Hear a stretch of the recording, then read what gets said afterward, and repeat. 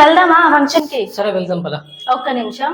ఇప్పుడు ఫంక్షన్ లో ఎవరైనా అమ్మాయి వచ్చి మీతో మాట్లాడితే మీరు ఎలా రియాక్ట్ అవుతారు? నాతో ఎవరు మాట్లాడతారు? నేను హ్యాండ్సమ్ ఉన్నాను మాట్లాడడానికి.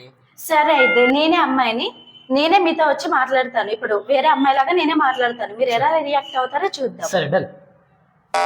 హలో అండి. హాయ్ అండి. మీ షర్ట్ చాలా బాగుందండి. అండి మొన్నే కొన్నాను 1+1 ఆఫర్ లో. ఆగుతావా? నేను మాట్లాడమని చెప్పి ఆమెతోని. సరే సరే ఓకే ఓకే ఓకే. ఇంకొకసారి. హలో అండి. హాయ్ అండి. ఇక్కడ ఫుడ్ ఎక్కడ పెడుతున్నారండి? ఇక్కడ లెఫ్ట్ వెళ్ళి రైట్ తీసుకోండి, మళ్ళీ లెఫ్ట్ తీసుకోండి. నేను ఆగుతావా? చెప్తున్నాను.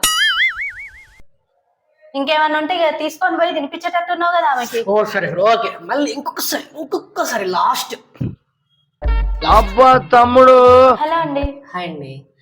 ఇక్కడ అడ్రస్ చెప్తారా అండి? చూస్తే చదువుకునేలాగా ఉన్నావు. మ్యాథ్ లో చూసుకుంటూ వెళ్ళొచ్చు కదా.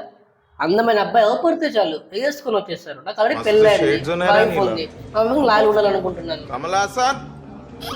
అవునండి, ఇలానే రియాక్ట్ అవ్వాలి.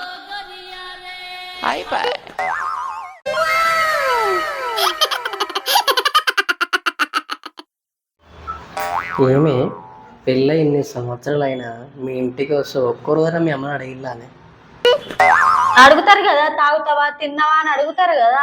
అది కాదు, పెళ్ళి ఇన్ని సంవత్సరాలు అవుతుంది, ఒక్కసారి నా అల్లుడు నా బిడ్డను సుఖంగా ఉన్నాడు అడిగిల్లానే? అబ్బా తమ్ముడు.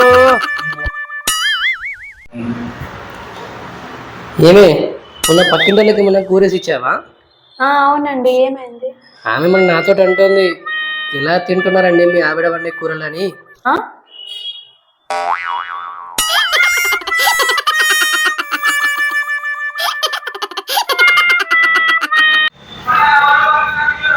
ఏమండి, నాకు ఒక డౌట్. ఇప్పుడు అరేంజ్ మ్యారేజ్ బెటరా, లవ్ మ్యారేజ్ బెటరా?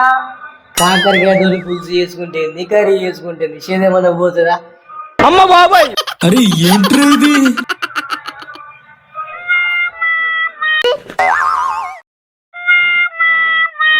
ఏమండి, మా ఫ్రెండ్స్ అందరూ వాళ్ళ హస్బెండ్ల నేమ్స్ పచ్చబొట్టు వేపించుకున్నారండి హ్యాండ్ కి. నేను కూడా వేపించుకుంటానండి. ఎక్కడ వేపించుకోవాలో చెప్పండి. అక్కడిక్కడే నీకేమి నా రాసి పేపర్